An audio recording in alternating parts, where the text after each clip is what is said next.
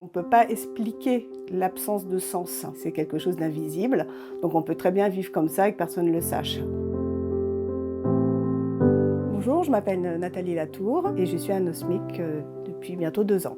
Pendant l'été, j'ai eu le rhume des foins. Je n'avais plus les odeurs ni les goûts. Puis au bout d'un moment, je me suis aperçue que ça ne revenait pas. J'ai vu 2 ORL qui travaillaient dessus depuis une dizaine d'années. Donc il m'a fait des tests pour sentir des odeurs différentes, pour voir à peu près où j'en étais. Au début, comme on nous dit d'attendre et puis que ça va revenir, je ne me suis pas inquiétée. C'est quand même au bout d'une année où je me suis dit que là, ça commençait à devenir un petit peu long.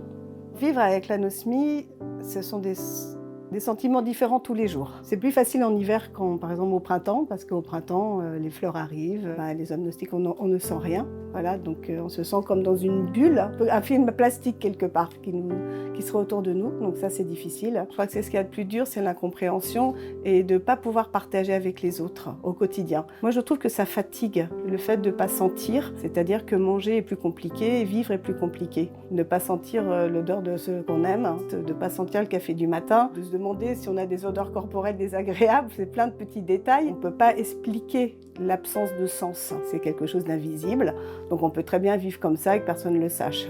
Ce qui m'a permis de comprendre la maladie, c'est des sources diverses, principalement l'association amnesty.org. Et là, ça a été formidable parce qu'on peut échanger, on sait qu'on a des gens qui nous comprennent, qui ont des conseils, donc ça m'a beaucoup aidé.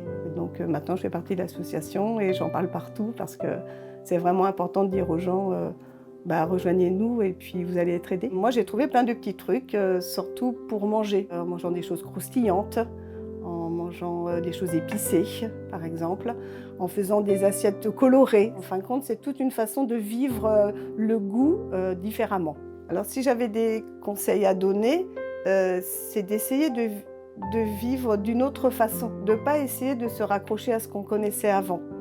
C'est-à-dire de trouver de nouveaux points de repère. Et en fin de compte, j'ai décalé mes intérêts en fonction des sens qui me restent, quoi. Et ça, c'est plutôt chouette. Et puis surtout, mettez des couleurs dans votre assiette.